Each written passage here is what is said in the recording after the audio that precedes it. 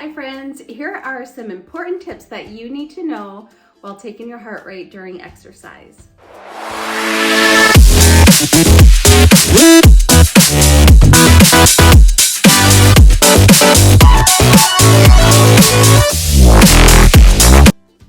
Hey friends, it's Tommy, the wellness coach, and I have been helping people crush their wellness goals for over 20 years.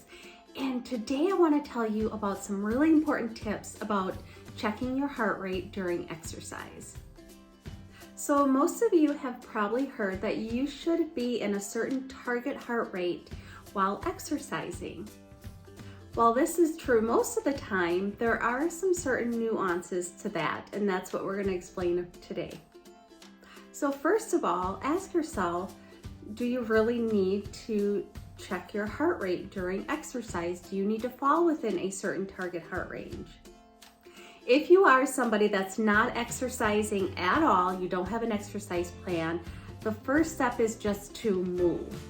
Move as often as you can during the day, and eventually when you feel like you are fit enough, start opening yourself up to getting into a regular exercise routine.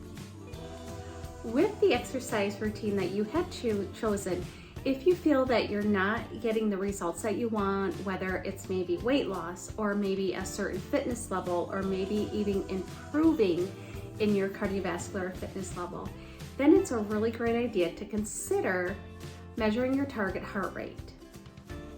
Down below, I have put a link to an online calculator that will help you calculate your target heart rate. And this is a target heart rate that you should fall within during your exercise routine to help you get improved benefits from your exercise. Okay, so before you consider or even start tracking your heart rate during exercise, there's a couple things that you really want to consider. You want to talk to either your doctor or your pharmacist if you have any certain conditions that may alter your heart rate, or if you take any certain medications that may alter your heart rate. And let's not forget, that also includes anything over the counter that you take, any supplements. The reason being is there are certain conditions, especially certain medications, even things over the counter, or even just regular everyday things we take in, caffeine, alcohol, smoking, that can alter our heart rate. So for example, there are certain blood pressure medications that try very hard to get your heart and your heart rate to really stay at a minimum. So let's say your target heart rate, you want it to try to be somewhere around 140 beats per minute. And you are exercising so hard, you can barely breathe. It's very uncomfortable, and you check your heart rate and you can't get it anywhere near 140.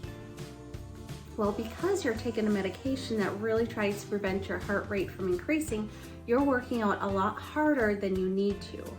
You may find that you can never get your heart rate up to that and still comfortably exercise for more than 5 minutes. So there are some alternatives to measure your progress and how hard you're working. So one of those scales is rate of perceived exertion.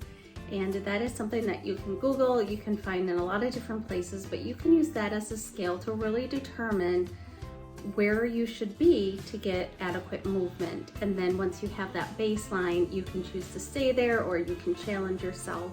It's a really great guide to use. Another way that you can chart your progress while exercising is just the talk method. If you're exercising and you are able to explain everything that happened in the movie that you watched last night with ease, you're probably not working hard enough to get the benefits that you want to receive. But you also want to make sure that you're not exercising so hard that you can't even get 3 words out without taking a breath.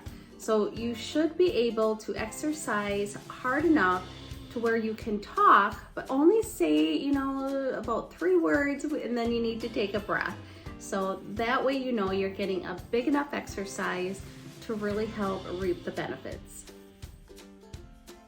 So remember, the target heart rate can really be helpful on making sure that you are exercising really productively and getting some of the best benefits from exercise. However, remember, if there are certain conditions you have, certain medications, or certain things that you take over the counter, even if it's just additional caffeine, alcohol, or smoking, anything else like that, then you may want to find some other forms to measure your progress when you're training other than the target heart rate. If you do have any other questions, please list them below. I would love to be able to help you. I am a personal trainer, certified personal trainer, and a weight management specialist. Plus, I've been coaching for over 20 years. So I do have some insight to this and helping people at different levels of their fitness journey. So I hope you all have an amazing day. Don't forget to like and subscribe. It really helps us out. And take care. Bye.